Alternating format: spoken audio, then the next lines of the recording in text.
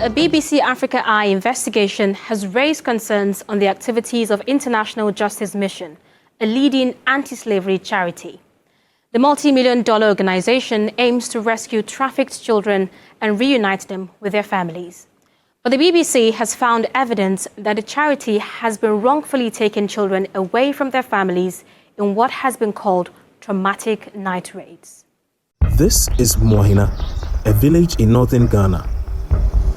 Last year, IGM and the local armed police conducted a raid here to free 4 children identified as victims of trafficking. But these women insist they were looking after their own grandchildren when they were taken away by force. I was worried. Were they going to kill the kids? What were they going to do with them? After the raid, the children were placed in a shelter and their families were given no information about their whereabouts. 11-year-old Fatima is the eldest. They just came in and grabbed me. One of the men held a gun to my grandma's throat as if to shoot her, so I was terrified and I started crying. This raid was part of IGM's efforts to combat child trafficking into the local fishing industry, a known issue in the area. But the rescue missions have been accused of doing more harm than good to the local communities. BBC Africa Eye went undercover to investigate the allegations.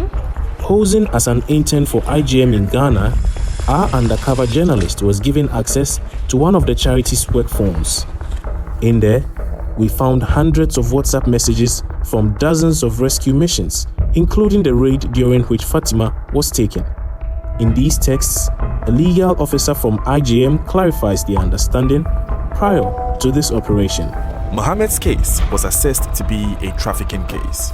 For the other 3 girls, it came up there were no elements of trafficking. The messages show that, despite the lack of trafficking evidence, IGM continued to support the village rescue and all 4 children were taken.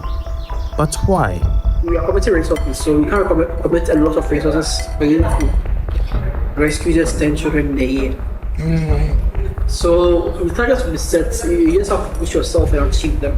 According to this staff member, IGM is target-driven, with teams expected to support set numbers of rescues and arrests by the authorities.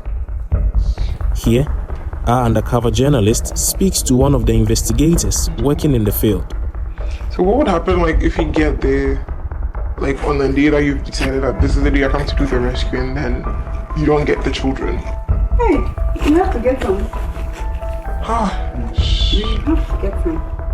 IGM told us that its targets aim to evaluate impact so its work can be most effective. It said social workers may independently decide to remove children who show clear signs of abuse or neglect, even if they are not victims of trafficking. Social services told us that they acted upon information they received from the charity and returned the children after their own investigation found they had not been trafficked. After about 4 months, Fatima and the other children were allowed to return home and all criminal charges against their relatives were dropped. Back in her village, Fatima discovered her grandfather had died.